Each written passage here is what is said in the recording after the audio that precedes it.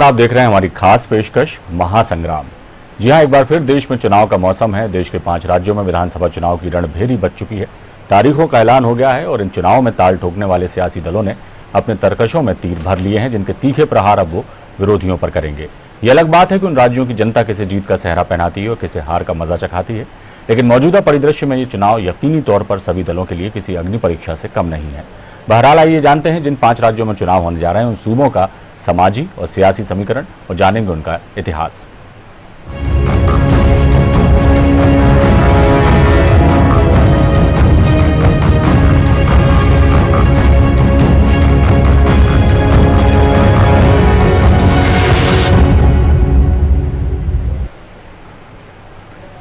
केरल दक्षिण भारत का एक ऐसा राज्य जो अपनी खूबसूरत नहरों, प्राकृतिक नजारों और बेशुमार खूबसूरती के लिए विश्व प्रसिद्ध है।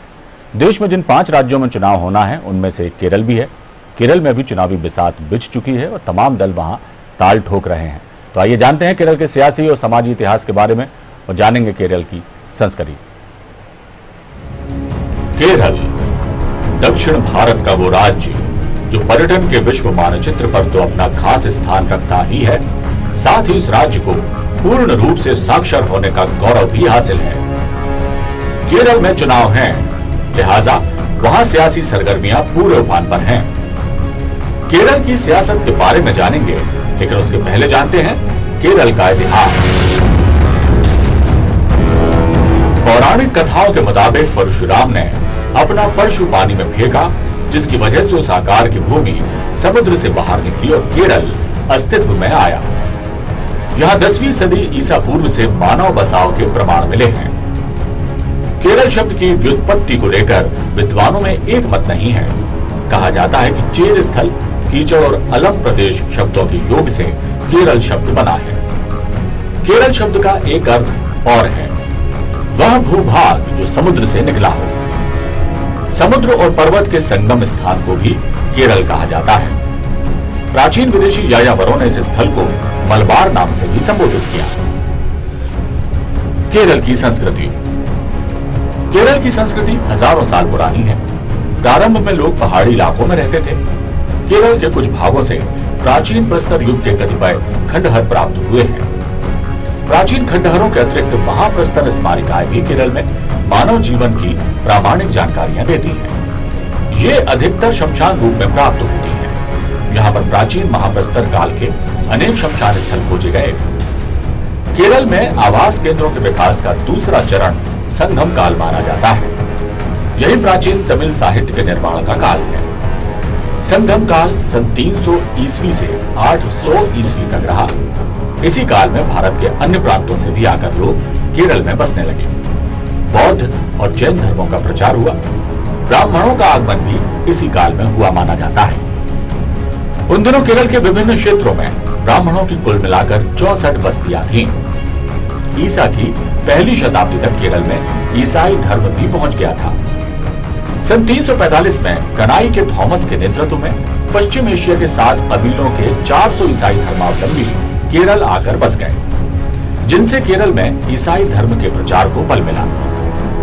यही वो समय था जब केरल का अरब वासियों के साथ समुद्र मार्ग से व्यापार चल रहा था। स्वाभाविक था कि 8वीं ईस्वी से ही केरल वासी इस्लाम धर्म से परिचित हो गए। केरल की राजनीति। केरल राज्य के अस्तित्व में आने के बाद से वहां ज्यादातर वाम दलों और कांग्रेस का ही राज रहा है। वर्तमान में भी मार्क्सवादी कम्युनिस्ट पार्टी के पिनराई विजयन केरल के मुख्यमंत्री हैं। भारतीय जनता पार्टी भी केरल में अपनी पैठ बनाने के लिए जी तोड़ मेहनत कर रही है। केरल में अनेक राजनीतिक दल और उनके संपोषक संगठन भी हैं, जैसे भारतीय राष्ट्रीय कांग्रेस, मार्क्सवादी कम्युनिस्ट पार्टी, भारतीय communist party, Janata Dal S, मुस्लिम लीग, केरल कांग्रेस एम और केरल कांग्रेस जे जैसे अन्य संगठन। बीजेपी इस बार चुनाव को त्रिकोणीय बनाने की तैयारी कर रही है। प्रधानमंत्री नरेंद्र मोदी के केरल दौरे के अलावा मेट्रो मैन ई श्रीधरन के पार्टी में शामिल होने से भी बीजेपी उत्साहित है। बीजेपी की कोशिश है कि अगर किसी गठबंधन को बहुमत नहीं मिलता है तो वो किंग मेकर की भूमिका निभा सके। बहरहाल देखते हैं केरल का घमासान क्या रंग लाता है और इस बार सत्ता के इस खेल में कौन बाजी मारता है। News world desk.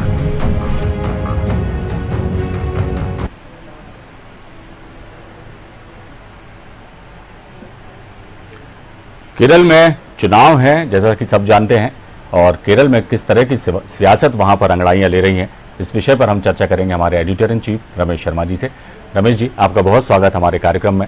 और बताइए कि किस तरह का जो हमने अभी देखा कि केरल की संस्कृति के बारे में जाना, वहाँ के इतिहास के बारे में जाना, और ज़्यादातर जो अभी तक सामने बातें आई हैं कि मार्क्सवादी जो हैं या वाम दल जिन्हें कहते हैं, उनका और राष्ट्रीय कांग्रेस का ही वहाँ पर हमेशा से ही सत्ता में वो रही हैं, और अब बीजेपी ने भी वहाँ पर अपनी पैठ बनाने की कोशिश की है। इस बार के चुनाव में किस तरह के सियासी समीकरण वहाँ पर हो सकते हैं, इस बारे में बताइए। देखिए, इसमें इस बार का वहाँ का चुनाव काफ़ी तनाव से भरा होगा जी, और अभी ये कहा नहीं जा सकता कि किस तरीके से सियासी समीकरण वहाँ होंगे, लेकिन फिर भी वाम दल और कांग्रेस ये दोनों वहाँ पर हावी हैं।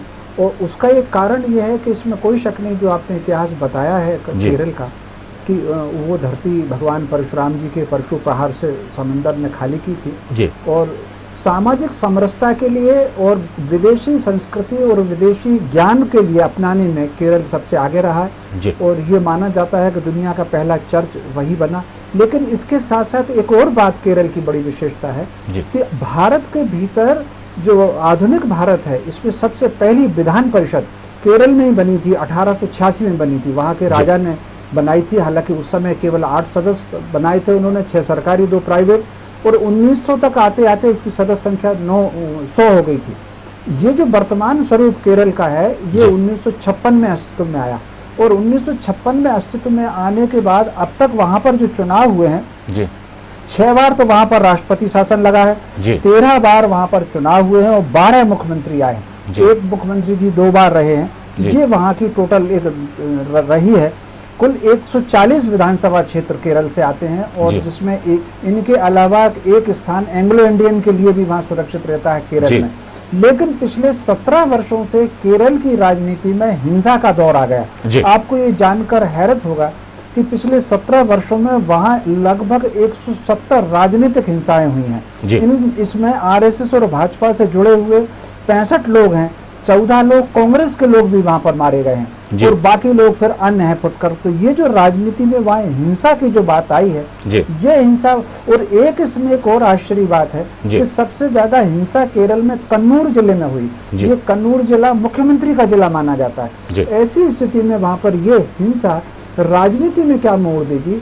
तो मोटे तौर पर केरल में अभी जो सरकारें चली हैं, वो कहीं ना कहीं 2 मतदाताओं पर ज्यादा बेस रही हैं। एक तो जो मतांतरित ईसाई हैं और मतांतरित जो मुस्लिम हैं, उनको लेकर के बेस रही हैं। कांग्रेस भी अगर वहां पर थी, उसका जो वर्चस्व ज्यादा प्रभाव था वो मतांतरित ईसाइयों पर कांग्रेस का प्रभाव था। लेकिन इसी बीच में वामपंथी दलों ने मतांतरित मुस्लिम और मुस्लिम लीग से जो बातचीत करके आगे बढ़ाई, उसके कारण फिर वो वामपंथी दल सरकार में आए। भाजपा वहां पर तीसरा बना रही। इन दोनों को छोड़ करके जो मतदाता है उसको कहीं ना कहीं लेने की कोशिश कर रही है। ऐसी स्थिति में वहाँ चुनाव दिलचस्प है और तनाव से भरा है।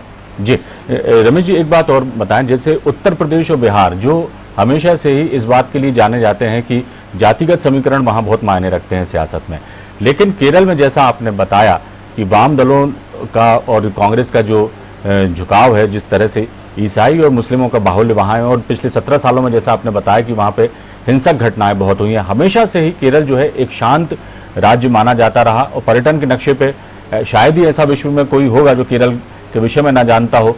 साक्षर राज्य है पूर्णतः, ये भी गौरव उसे हासिल है। ऐसे में वहाँ पर इस तरह के जातिगत समीकरण जो हैं, ये इसकी किस तरह से शुरुआत हुई, और क्या ये जो हिंसा है जो उसको रोक पाने में, या किस कहा जाए कि ये हिंसा के वैसा ही शांत बना रहे केरल, इसको लेकर के क्या कुछ ऐसी रणनीति बीजेपी की हो सकती है कि वहां की जनता को, वहां के मतदाताओं को इस दिशा में कुछ लेकर जाएं?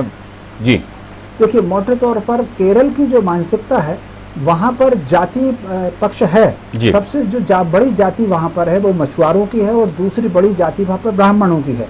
एक समय वहाँ पर ब्राह्मणों का बड़ा वर्चस्व हुआ करता था। तो ये जो धर्मांतरण शुरू हुआ, ये मछुआरा समाज से शुरू हुआ।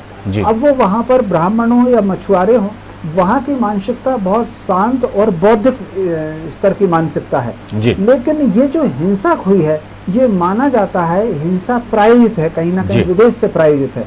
इससे आप अंदाज लगा सकते हैं पिछले 17 वर्षों में अगर वहां पर देखें केरल में, तो लगभग 25,000 जमाती आए हैं वहाबी संप्रदाय को लेकर के, जिन्होंने समय समय पर बैठकें की हैं, और जहां उनकी बैठकें ज्यादा हुई हैं वहां पर हिंसाएं ज्यादा हुई। और उसका एक कारण है, अगर आपको ध्यान हो, एक मोपला विद्रोह इतिहास में एक घटना है जो लगभग 100 वर्ष पुरानी है। इसके आधार पर सावरकर जी का एक उपन्यास भी है। वहां पर वो जो हिंसा हुई थी, वो हिंसा जो खिलाफत आंदोलन था, उसको लेकर के जो हिंसा हुई थी, वो सबसे बड़ी हिंसा उस समय थी जिसका पूरा देश का ध्यान उसकी तरफ चला गया था। वो सांप्रदायिक हिस्सा है। तो केरल में कहीं ना कहीं जो सांप्रदायिकता का माहौल है वो कहीं ना कहीं ज्यादा प्रभावी में है। उसके बाद जो है जाति का माहौल, वो उसके बाद दूसरे क्रम पर आता है। वहां जो राजनीति का फैसला होगा, इस पर कहीं ना कहीं सांप्रदायिकता का प्रभाव तो रहेगा ही। जी, भारतीय जनता पार्टी पर भी अक्सर आरोप लगते रहे हैं कि जो है हिंदुत्व के एजेंडे पर वो आगे बढ़ते हैं और हिंदुत्व के एजेंडे को जो है उनका जो प्रमुख एजेंडा होता है। तो जिस तरह से आपने बताया कि जातिगत समीकरण वहां पर साधे जाते हैं और जो वाम दल हैं, कांग्रेस हैं, वो इनको भुनाने में कोई कसर बाकी नहीं रखती। अब भारतीय जनता पार्टी चूंकि हिंदुत्व के एजेंडे पर जैसा उन पर बातें की जाती हैं उनके बारे में कि हिंदुत्व के एजेंडे को आगे ले जाते हैं, ऐसे में ये जो त्रिकोण बन रहा है वहां पर केरल में, बीजेपी के लिए कितनी बड़ी चुनौती है वहां पर जो है ज्यादा से ज्यादा सीटें लाने की, और जो वहां पर मौजूदा दल हैं जो लगातार वहां पर सत्ता पर काबिज रहे हैं, कांग्रेस और वाम दल जो हैं, उनके लिए बीजेपी का इतने जोर शोर से आना उनके लिए कितनी चुनौती होगा? देखिए, मोटे तौर पर राजनीति में अविनाश जी कौन किस पर क्या आरोप लगाता है वो तो वही लोग जाने, लेकिन अब भाजपा सरेआम खुलेआम तो वो सबका साथ, सबके विकास की बात करती है। तो ऐसी स्थिति में फिर जहां तक कम्युनलता की बात है, तो भाजपा और कांग्रेस दोनों के जन्म से पहले भारत में इस तरह का माहौल है। और इसी केरल में जैसा कि मैंने कहा कि 100 साल पहले जो मलाबार में विद्रोह हुआ, सांप्रदायिक संघर्ष हुआ और उसमें हिंसा हुई है। और अगर देश में सांप्रदायिकता का माहौल नहीं होता तो भारत और पाकिस्तान कैसे बंटता? तो भारत पाकिस्तान का जब बंटवारा हुआ था तब तो भाजपा का तो जन्म ही नहीं हुआ था। और 1906 में जब ढाका में अलग राष्ट्र की बात हुई थी, मुस्लिम लीग का सम्मेलन हुआ था, तब भाजपा और आरएसएस दोनों नहीं थे। तो वो तो कौन किस पर आरोप लगाता है। लेकिन वहां पर अगर आप देखें, क्योंकि हिंदू समाज जो है वो भारतीय समाज माइनॉरिटी में है, 50% से वो ज्यादा जो वोट है वो ईसाई समाज और मुस्लिम समाज के वोट है कहीं ना कहीं। तो मोटे तौर पर ऐसी स्थिति में जो त्रिकोण बनेगा वो बहुत दिलचस्प है। ऐसा बिल्कुल नहीं है कि सारे के सारे हिंदू कांग्रेस के या वाम दलों के खिलाफ हो जाएंगे, वो उनको भी वोट करेंगे। और ये अलग बात है, ये बात ठीक है कि जो वहाबी संप्रदाय समाज जो है जहाँ अभियान चला रहा है और जहाँ पर उलेमाओं का वर्चस्व जहाँ है वहाँ भाजपा को वोट कम वोट मिलेंगे। जहाँ ईसाई मिशनरियाँ हैं वहाँ भी भाजपा को वोट कम वोट मिलेंगे। लेकिन इसके अलावा ऐसा नहीं है कि सारे के सारे ईसाई भाजपा को वोट ना दें या कोई मुसलमान भाजपा को वोट ना दें। वोट तो सब एक दूसरे को जाते हैं। अब लेकिन देखना यह है कि केरल में यदि सांप्रदायिकता का कार्ड चला तो सांप्रदायिक के कार्ड चलने में भाजपा बहुत पीछे जाएगी। लेकिन अगर राष्ट्रवाद का कार्ड चला तो वहां पर भाजपा तगड़ी हो सकती है। ऐसे कौन से मुद्दे हैं रमेश जी जो वहां पर इस वक्त ऐसा लगता है आपको कि केरल में जो वहां की सियासी दशा और दिशा तय करने में अहम भूमिका निभाएंगे? जी देखिए, एक तो सबसे बड़ा मुद्दा आर्थिक विकास का और दूसरा सरकारी नौकरी का और रोजगार का। उसका कारण यह है कि केरल में क्योंकि वो 86 में देश का पहला प्रांत था जो पूर्ण रूप से साक्षर हो गया था, लेकिन वहां पर क्योंकि रोजगार के अवसर नहीं है और यही कारण है कि केरल का आदमी नौकरी की तलाश में देश भर में आपको मिलता है। तो रोजगार का जो अवसर है वो वहां पर है। और दूसरा कहीं ना कहीं ये जो बाहर का नागरिक वहां पर बस गए हैं, वहां भी बड़ी संख्या में रोहिंग्या वहां पर बस रहे हैं, बड़ी संख्या में वहां पर श्रीलंका के लोग बस रहे हैं और बड़ी संख्या में वहां पर बांग्लादेश के लोग बस रहे हैं। तो मोटे तौर पर ये सारे के सारे मुद्दे इस चुनाव में असर डालेंगे। जी, तो कुल मिलाकर रमेश जी समझा जाए कि इस बार केरल का चुनाव जिस तरह से हमेशा होता रहा है कि एक तरफा नहीं होगा, इस बार जो त्रिकोणीय संघर्ष वहां पर देखने को मिलेगा वो इस पूरे ही चुनाव प्रक्रिया को रोचक बनाता है। और निश्चित तौर पर जैसा कई सिर्फ चुनाव की ही बात नहीं है, बीजेपी ने भी वहां जो है अपनी किलेबंदी बहुत पहले से ही शुरू कर दी थी, चुनाव से काफ़ी पहले से शुरू कर दी थी। कई सभाएं वहाँ पर हुई और केरल को लेकर भी बीजेपी का एक अपना फोकस है। जिस तरह से उन्होंने पूरा फोकस जो दिख रहा है कि पश्चिम बंगाल की तरफ है, लेकिन इन राज्यों पर भी बीजेपी की निगाहें हैं और हो सकता है कि यदि दोनों वाम दलों को और कांग्रेस को यदि नहीं मिलता है पूर्ण बहुमत, तो किंग मेकर की भूमिका भी बीजेपी निभा सकती है। ये मैं आखिरी में ये राय जानना चाहूंगा, आप क्या कहेंगे? नहीं, निश्चित रूप से ये बात आप ठीक कर रहे हैं कि कहीं ना कहीं ये जो अभी भारतीय जनता पार्टी का पिछले 2-3 वर्षों में राष्ट्रवाद का जो उन्होंने नारा दिया है, विशेषकर राम मंदिर की बात आई है, 370 की बात आई है, सीएए कानून आया है, तो सीएए कानून वहां पर असर डालेगा। धारा 370 राम मंदिर का तो उतना असर केरल में नहीं होगा, लेकिन सीएए कानून वहां पर असर डालेगा, 3 तलाक का कानून असर डालेगा। और ये जो धर्म स्वतंत्र विधेयक की जो बात कही गई है, स्वाभाविक रूप में जो सबसे पहला लव जिहाद जो शब्द चला है वो केरल के हाईकोर्ट ने दिया था, वहां से सब चला। तो ये जो धर्म स्वतंत्र विधेयक की बात केंद्र सरकार ने भी कही, राज्य ने भी कही, ये वहां पर वोट को प्रभाव डालेगा।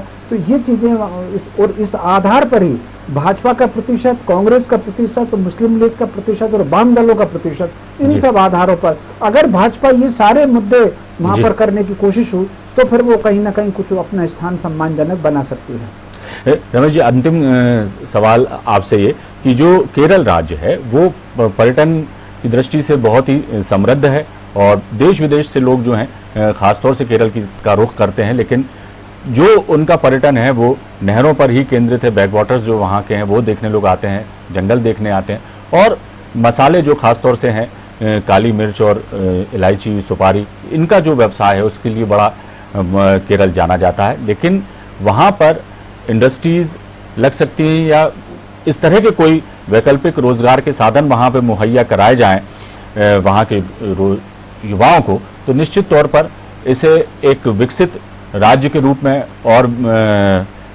खड़ा किया जा सकता है और बीजेपी यदि इस तरह की कोई बातें वहाँ कहती है तो उसका लाभ मिल सकता है उसे। देखिए, ये आपने बिल्कुल ठीक कही। केरल जो इतना कि लोकल जो उत्पादन है, खासतौर से नारियल का उत्पादन हो सकता है और मसालों का उत्पादन हो सकता है, औषधियों का उत्पादन हो सकता है, मछली का उत्पादन हो सकता है, जिसके लिए कि केरल दुनिया भर में जाता है। वहाँ की मछलियाँ बहुत विशिष्ट मानी जाती हैं, वहाँ के हाथी बहुत विशिष्ट माने जाते हैं। तो ये आपको आश्चर्य जान करके होगा कि केरल के हाथी अमेरिका भेजे गए हैं।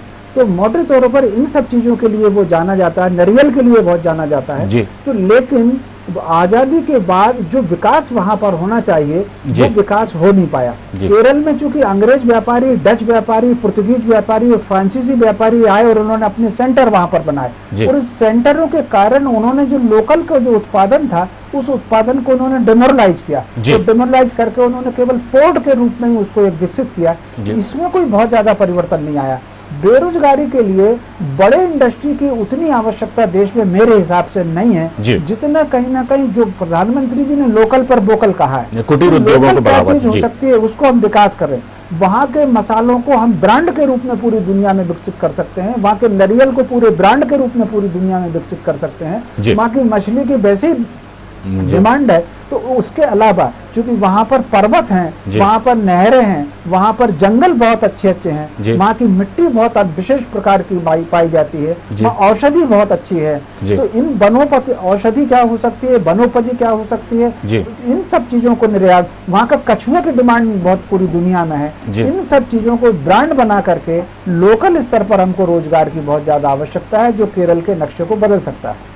जी, और निश्चित तौर पर यदि इसी तरह के मुद्दे यदि भारतीय जनता पार्टी वहां पर उठाती है और लोगों तक अपनी बात पहुंचाती है, लोगों का भरोसा जीतती है, तो चमत्कार भी हो सकता है। रमेश जी, ये कहना बेमानी नहीं होगा, क्या कहेंगे? चमत्कार तो खैर हो सकता है, चमत्कार के लिए तो, लेकिन अभी जो राजनीतिक परिस्थिति है उसमें अभी अपन को किसी चमत्कार की उम्मीद नहीं दिख रही। राजनीतिक परिस्थिति में तो ऐसा लग रहा है कि या तो जो वाम दल और कांग्रेस का गठबंधन हो सकता है आगे चल करके ये कर लें वाम दलों, जैसा उन्होंने केरल बंगाल में तो कांग्रेस ने वाम दलों से गठबंधन कर लिया लेकिन अभी केरल में नहीं किया। तो हो सकता है चुनाव के बाद इस तरीके से दोनों मिलकर के, जैसे महाराष्ट्र में कांग्रेस और शिवसेना ने सरकार बना ली, एनसीपी और कांग्रेस दोनों महाराष्ट्र में साथ आ गई, हो सकता है चुनाव के बाद वो कोई ऐसा गठबंधन वहां कर लें। लेकिन फिलहाल मुझे हंग असेंबली की वहां पर संभावना ज्यादा दिख रही है और आगे चल करके सरकार गठबंधन की बनेगी, इस बात के संकेत मिल रहे हैं। बिल्कुल सही कहा आपने। जिस तरह से तमिलनाडु में भी एनडीए, वहाँ की जो एआईडीएमके की सरकार है, उसमें भी जो है भारतीय जनता पार्टी शामिल है, एनडीए की सरकार वहाँ चल रही है। तो इस तरह के भी गठबंधनों के जरिए भी वहाँ पर सरकार बनाई जा सकती है। और आपका आकलन बिल्कुल सही भी है कि इसी तरह की राजनीति फिलहाल कई सालों से हमें देश में देखने को मिल रही है। बहरहाल केरल में क्या होगा जल्दी पता चल जाएगा और 6 अप्रैल को वहाँ मतदान होना है, 2 मई को रिजल्ट आ जाएंगे और दूध का दूध पानी का पानी हो जाएगा। बहुत बहुत शुक्रिया रमेश जी इस जानकारी के लिए। केरल के बारे में आपने इतनी सटीक और अच्छी जानकारी हमारे दर्शकों को दी। महासंग्राम में फिलहाल इतना ही। दीजिए इजाजत, बने रहिए आप हमारे साथ। खबरों का सिलसिला लगातार जारी है। नमस्कार।